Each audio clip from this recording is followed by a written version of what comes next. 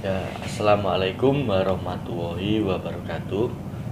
Perkenalkan, nama saya Agus Purnomo. Saya dari kelas psikologi pagi semester 4. Di sini saya akan menyampaikan matkul modifikasi perilaku, dan bab saya di sini adalah tentang gangguan kecemasan. Baik, yang pertama adalah pengertian gangguan kecemasan. Gangguan kecemasan ini adalah suatu keadaan aprehensi atau keadaan khawatir yang mengeluhkan bahwa sesuatu yang buruk akan segera terjadi.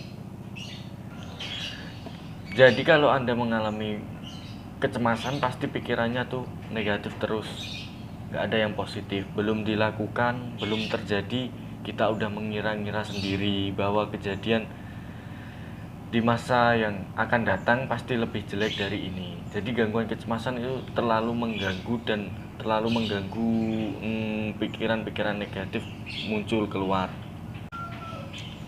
Next, selanjutnya ya. Tipe-tipe gangguan kecemasan. Yang pertama ada gangguan fisik, gangguan behavior, dan gangguan kognitif. Yang pertama ini fisik.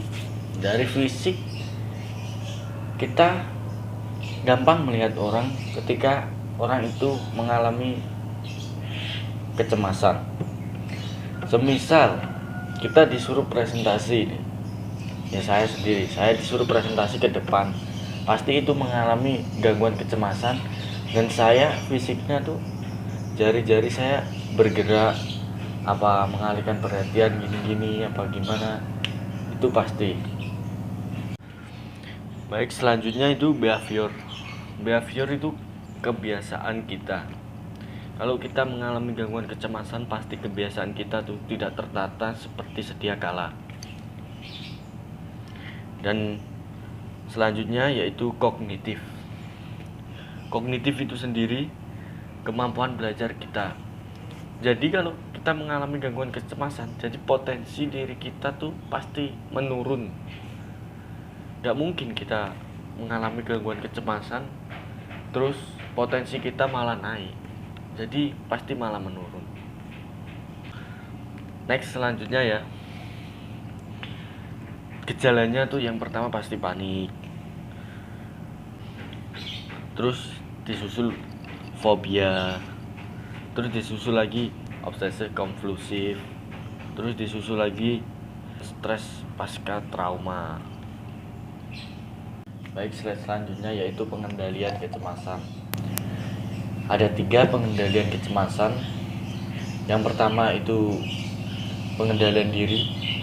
Ketika kita mengalami kejadian dan kita mengalami gangguan kecemasan itu terjadi kepada diri kita, nah di situ ketika sudah kan kita bisa mengevaluasi diri, bisa mengevaluasi diri kita bahwa kalau besok ada kejadian itu terulang kembali, kita bisa memperbaiki diri sehingga tidak mengalami gangguan kecemasan yang begitu menonjol. Meskipun itu tidak